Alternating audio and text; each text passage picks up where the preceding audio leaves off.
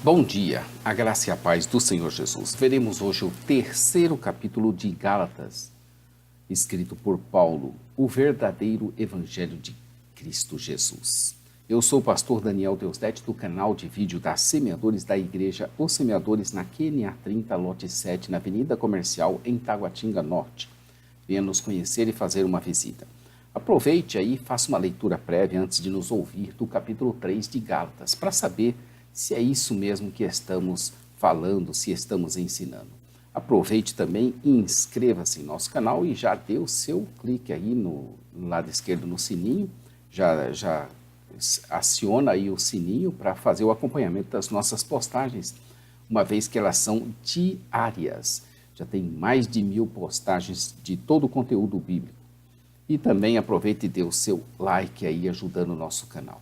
Gálatas foi escrito para auxiliar os cristãos da Galácia a resistir aos falsos mestres que pregavam que era só salvo quem acrescentava à fé em Cristo o mérito humano da obediência à lei. Nesse capítulo, eu gosto desse livro de Gálatas, principalmente por causa da discussão antiga entre fé e obras.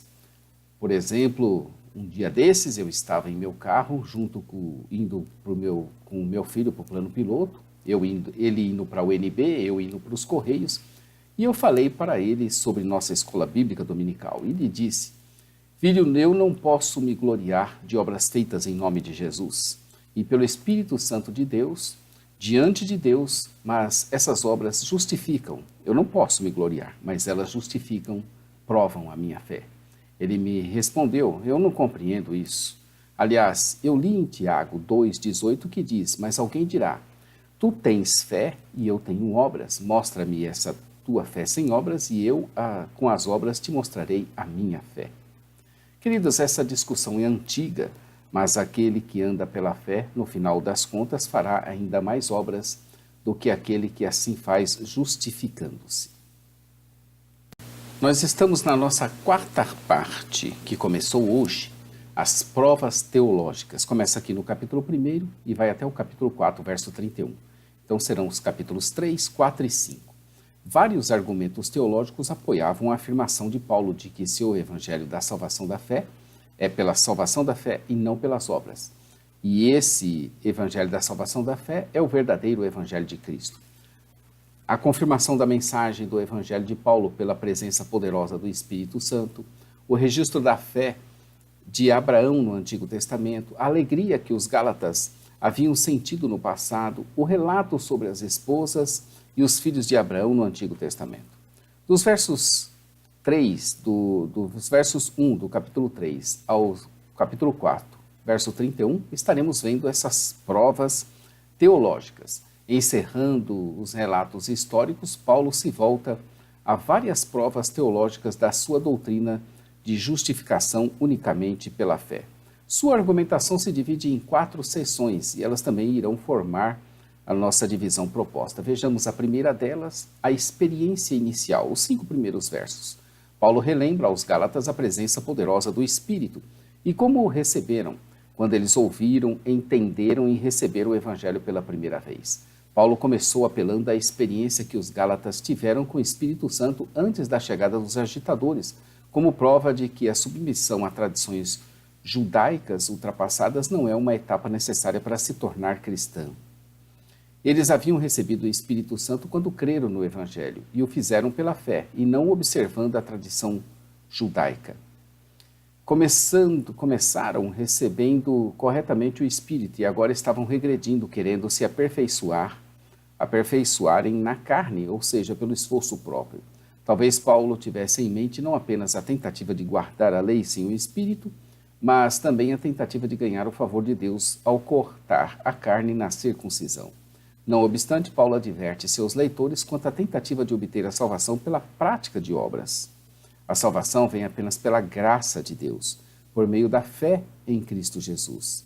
A seção B, a fé de Abraão, que vai aqui dos versos 6 desse capítulo 3 até o próximo capítulo, no verso 11. Assim estaremos vendo e analisando essa fé de Abraão relatada por Paulo. O relato de Gênesis sobre a fé de Abraão na promessa de Deus demonstra que o evangelho da fé de Paulo é fiel às Escrituras no Antigo e do Antigo Testamento. Abraão foi o pai dos judeus e aquele com quem Deus instituiu a circuncisão como sinal da aliança. Ainda assim, até esse patriarca reverenciado foi aceito por Deus por meio da fé, mesmo antes de ser circuncidado. Paulo reverteu a acusação de que estava depreciando a aliança de Deus com Abraão. Os verdadeiros filhos de Abraão buscam a salvação por meio da fé, como fez Abraão, quer sejam ou não descendentes físicos dele. O ponto que Paulo queria enfatizar era que ninguém pode guardar a lei na sua totalidade, e ele apoiou essa afirmação pela citação de Deuteronômio 27, 26. Maldito todo aquele que não persiste em praticar todas as coisas escritas no livro da lei.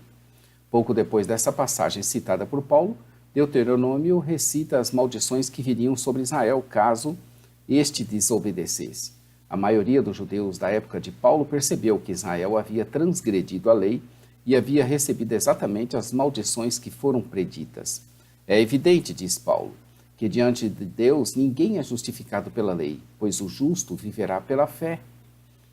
Há um artigo teológico, Justificação e Mérito, em Romanos 3, que vale a pena você tomar conhecimento. Ele está na Bíblia de Estudo de Genebra, que você pode adquirir aqui conosco, que vale a pena você ler, estudar e conhecer. Se você já tem a Bíblia de Estudo de Genebra, aí abra em Romanos 3, você vai encontrar esse artigo teológico muito oportuno nesse momento.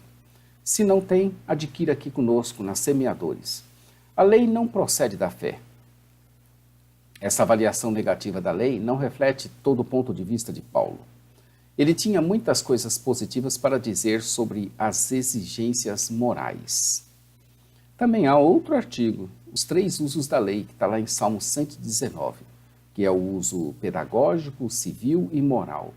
Vale a pena também você ler esse artigo teológico que se encontra no Salmo 119, sobre os 3 usos da lei, repetindo, pedagógico, civil e moral. Aqui Paulo fala da lei como exigência de Deus, separada da graça de Deus. Levíticos 18:5 afirma essa exigência e prediz o seu descumprimento e maldição. A promessa é repetida, pois não pode ser anulada. Uma vez que todos transgrediram a aliança de Deus, ao infringir a lei, todos merecem receber então a punição da lei. Porém, Cristo assumiu a maldição em nosso lugar, verso 13, concedendo-nos a paz com Deus. Também em Cristo, no verso 14, a bênção de Abraão vem até nós pela obediência dele. Os cristãos gentios, cujas vidas são marcadas pela habitação do Espírito Santo dentro deles, cumpriram a promessa de que todas as nações seriam abençoadas por Abraão. Em outra passagem, Paulo chama o Espírito de penhor da nossa herança de salvação. Deus prometeu abençoar as nações por meio do descendente de Abraão. Esse descendente é Jesus Cristo, que é descendente de Abraão em sua natureza humana. Essa promessa da aliança não foi anulada pela doação posterior da lei. A lei não se opõe às promessas, mas as assume. Suas exigências demonstram a impossibilidade de fazermos por merecer a salvação e pedem ao povo de Deus que tenham fé em Cristo Jesus, verso 24. Como, humanamente falando, ninguém pode anular um testamento depois de ratificado, nem acrescentar-lhe algo, assim também as promessas foram feitas a Abraão e ao seu descendente. A Escritura não diz e aos seus descendentes, como se falando de muitos, mas ao seu descendente, dando a entender que se trata de um só, isto é, ele mesmo, Cristo Jesus, verso 15 e 16. Esse descendente é Cristo. Paulo estava ciente de que o substantivo descendente no singular pode ser usado tanto em sentido coletivo como individual. Todavia, na passagem a que Paulo se refere, descendência ou descendente, Gênesis 12, 7, algumas versões traduzem somente por semente, refere-se a uma pessoa, Isaac, como indicado pelos verbos no singular. O objetivo de Paulo era demonstrar que não recebemos a salvação como indivíduos separados. Em vez disso, a promessa de salvação vem por meio de um único representante. Como descendente de Abraão, Isaac representava todos os que surgiram. Do mesmo modo, Cristo, o descendente final de Abraão, representa todos os que creem. Depois disso é que veio a lei, cerca de 430 anos depois. Em Êxodo 12:40, esse número é fornecido para designar a permanência de Israel no Egito. Na versão em grego, na Septuaginta do Êxodo, o período da permanência dos patriarcas em Canaã está incluído nos 430 anos. Paulo não estava necessariamente seguindo a Septuaginta ao aludir à passagem. Era suficiente para o seu propósito citar esse número visando demonstrar que vários séculos se passaram antes que a lei fosse dada no Sinai. É fácil perceber que, se a promessa depende da lei, óbvio que a cumprindo receberemos. Porém, Deus a concedeu gratuitamente mediante a sua promessa a Abraão. Já a lei foi revelada com o propósito de revelar o pecado, ou seja, veio por causa das transgressões. A lei está relacionada ao pecado de várias maneiras. Há outro artigo teológico também no Salmo 119, que é aquele que a gente já falou, né? Os 3 usos da lei, pedagógico, civil e moral. Nós recomendamos também que você faça a leitura. Aqui Paulo tinha em mente o segundo uso da lei, como o mestre que nos revela o pecado, nos condena e nos guia a Cristo por meio de anjos. A lei foi acrescentada, como dissemos, por causa das transgressões, até que viesse o descendente, a quem se referia a promessa, e ela foi promulgada por meio de anjos pela mão de um mediador, verso 19. Moisés mediou entre Deus e Israel quando o Senhor fez aliança com Israel no Monte Sinai. Contudo, a promessa dada a Abraão foi comunicada diretamente pelo próprio Deus. Se a palavra mediada de Deus a Moisés era verdadeira, então certamente sua palavra direta a Abraão também era verdadeira. Deus é um. Veja Deuteronômio 6:4. A aliança de Deus com Abraão, como não envolveu um mediador, demonstrou a unidade e a soberania de Deus, com mais clareza do que a aliança do Sinai. Em virtude disso, Paulo pergunta se a lei então é oposta às promessas de Deus. Verso 21. É a incapacidade humana de guardar a lei e não a lei em si mesma, a fonte do rompimento do nosso relacionamento com Deus. Logo, então ele conclui, a lei é santa, a lei é justa, a lei é boa, mas nós somos pecadores e assim nós somos transgressores dela. Paulo nega vigorosamente essa conclusão incorreta do seu argumento da lei ser contrária às promessas de Deus. A lei estaria em competição com o Evangelho somente se pudesse conceder vida, libertando os pecadores da sua própria condenação. Embora a lei seja boa e mostre o tipo de vida que agrada a Deus, não é capaz de dar vida aos seus transgressores. Ela é um agente revelador do pecado e não um agente transformador de vidas. Os judeus que possuíam a lei, eram mais condenados por ela. Portanto, a lei mostra que todos são pecadores, condenados e aponta para a necessidade de um Salvador. Veja então que a lei nos serviu de aio para nos conduzir a Cristo. Essa frase traduz a palavra grega paidagogos, da qual pedagogo é derivada, um termo que os gregos aplicavam ao escravo responsável pela guarda e execução de uma criança. A lei, tal qual um professor, mostra o nosso pecado e o condena. Isso para nos conduzir para Cristo. Aqui, tem uma força temporal, significando até. A lei não agia como um professor, apontando o caminho. Antes, agia como um guardião temporário, aio, tutor, até a vinda de Cristo. Interessantíssimo esse papel da lei de nos tutoriar e nos conduzir até Cristo, e não simplesmente de nos apontar Cristo. Não somente apontar, mas conduzir. Agora que já chegamos à fé, até Cristo Jesus, já não devemos mais permanecer subordinados ao aio. Verso 25. Paulo não quis dizer que os cristãos não estão obrigados a seguir as exigências morais da lei, porém que a condenação da lei não mais nos impede de herdarmos as bênçãos da aliança. Agora, mediante a fé, somos filhos de Deus. Somos filhos porque fomos unidos ao único Filho, Jesus Cristo. O batismo selou a nossa união com Cristo, uma união vital na qual Cristo vive em nós. Gálatas 2:20. Também é uma união representativa na qual Cristo morreu e vive por nós. Romanos 16, dos versos 5 ao 11. Estar revestido de Cristo implica ambas as ideias. Sua justiça é nossa roupa e nele somos nova criatura. Em Cristo Jesus, doravante não há, então, judeu nem grego, escravo nem livre, homem nem mulher, pois todos são um em Cristo Jesus. Verso 28. O muro de separação entre judeus e gentios é retirado para aqueles que estão unidos com Cristo. Todos são descendência de Abraão. De fato, nenhuma distinção humana serve como vantagem em termos de salvação.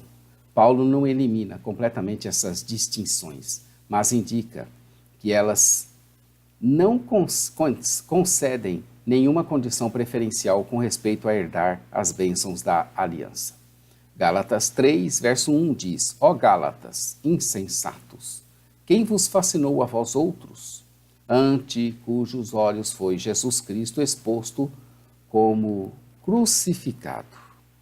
E encerrando o capítulo 3, o verso 29 diz: E se sois de Cristo, também sois descendência de Abraão e herdeiros segundo a promessa. O que você tem recebido pela pregação da fé?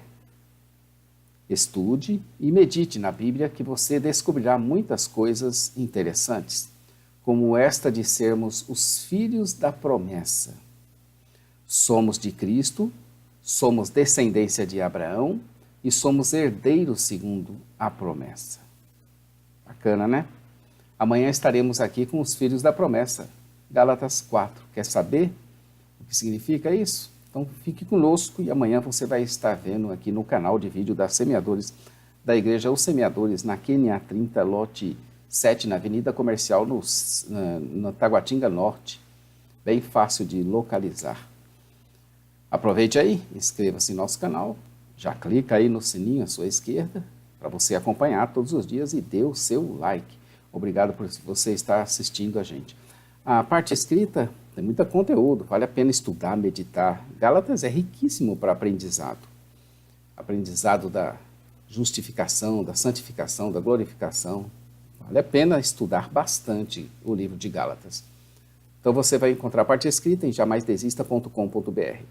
A nossa loja virtual, onde você adquire os nossos livros, a Bíblia de Estudo de Genebra, para você ver esses artigos teológicos que recomendamos aqui. Por exemplo, no Salmo 119, os usos da lei, né? E muitos outros livros você vai encontrar na semeadores.com.br, www.semeadores.com.br. E também temos o nosso programa de rádio, radio.osemeadores.com.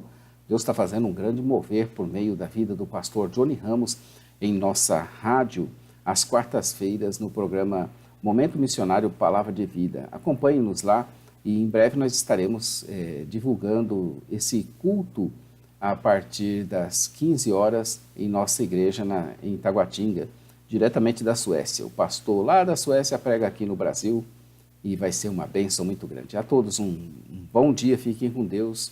Vamos guardar firme a palavra do Senhor. Maranata, ora, ora, vem Senhor Jesus. Deus te abençoe, querido. Fiquem com Deus e até amanhã.